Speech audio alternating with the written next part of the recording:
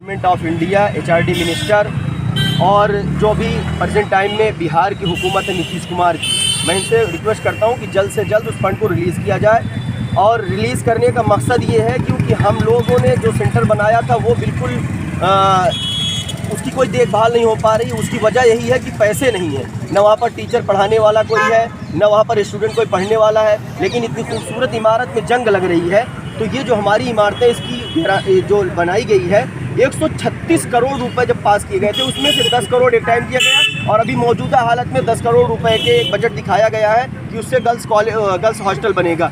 लेकिन वहाँ पर जब टीचर नहीं है, स्टूडेंट नहीं है, एम्प्लॉय नहीं है, तो कैसे वो सेंटर बचेगा? अपने आप में एक बदहाली। और उसका अभी सुबह से ट्रेंड चलाया जा रहा है कि उस फंड को रिलीज़ किया जाए, लेकिन अभी तक किसी भी पॉलिटिकल पार्टी की तरफ जाने जो पावर में है, चाहे वो कांग्रेस हो, जो कांग्रेस की रही, और वहाँ पर बिहार में अभी फ़िलहाल NDA गवर्नमेंट है, उसने भी कुछ नहीं कहा अब तक। तो अब क्या चाहती है कि हम लोग अपना प्रोटेस्ट कर रहे हैं, लेकिन उसके बावजूद भी उनके थोड़ा सी भी उनको शर्म नहीं आती है कि भाई बच्चों के पढ़ने के हुकूक की बात हो रही है और कहते हैं कि हम सबका साथ सबका विकास करेंगे। तो यहाँ पर उल्टा हो रहा है कि सबका साथ सबका विनाश कर रहे हैं। तो मैं इसलिए प्राइम मिनिस्टर से भी रिक्वेस्ट कर रहा हूँ कि जल्द से जल्द हमारे फंड को रिलीज़ किया जाए।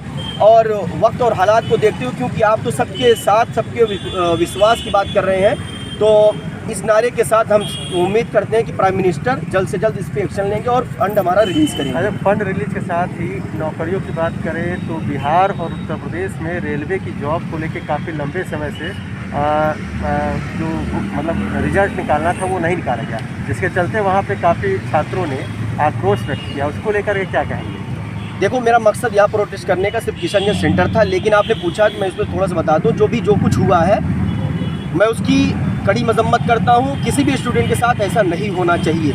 और जो कुछ हुआ है, मैं अलीगढ़ मुस्लिम यूनिवर्सिटी को स्टूडेंट होने के नाते मैं उसकी भरपूर मजम्मत करता हूँ। छात्रों पर लाठीचार्ज भी की गई है। हाँ, तो इसी चीज़ों को मैं कह रहा हूँ कि मेरा मकसद जो था प्रोटेस्ट का, मैंने उसको कह दिया। लेकिन यहाँ पर जो कुछ हुआ है, चाहे इलाहाबाद हो चाहे बिहार में हो, जो स्टूडेंट के साथ नाइंसाफ़ियाँ हुई हैं, मैं उसकी भरपूर मजम्मत करता हूँ और गवर्नमेंट से रिक्वेस्ट करता हूँ कि जिन लोगों ने उन बच्चों पर लाठियाँ चार्ज की हैं, उन पर सख्त से सख्त कार्रवाई होनी चाहिए। और ऐसे पुलिसकर्मियों को जो ऐसे ही नहीं वहाँ पे हुआ था, यहाँ भी हुआ था, तो इन तमाम चीज़ों को देखना ज़रूरी है कि अब यही बचा रह गया कि हिंदुस्तान के अंदर सिर्फ स्टूडेंट को ही पीटा जाएगा।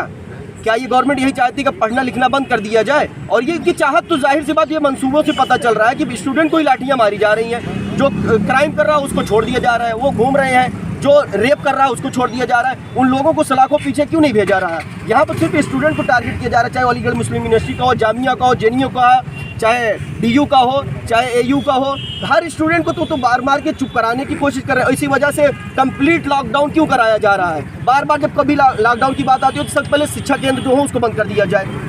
शिक्षा केंद्र बंद करके यही बताना चाहते हैं ना, तुम चुप रहो, क्योंकि पढ़ोगे तो सवाल करोगे, बढ़ोगे तो सवाल होना ही लाजिम है। इसीलिए सबसे पहले इनको हम सबको समझने की ज़रूरत है कि भाई एजुकेशन सिस्टम को चलने दिया जाए। सिनेमा हॉल चल रहे हैं, बाढ़ चल रहा है, तमाम चीज़ें हैं, तो इन सब तो एक मुद्दे हैं हमारे, लेकिन उस पर इशूज़ नहीं है। उससे मैं यही अभी आप सबसे भी रिक्वेस्ट करता हूँ कि MU किशनगंज का जो फंड है उसको रिलीज़ किया जाए।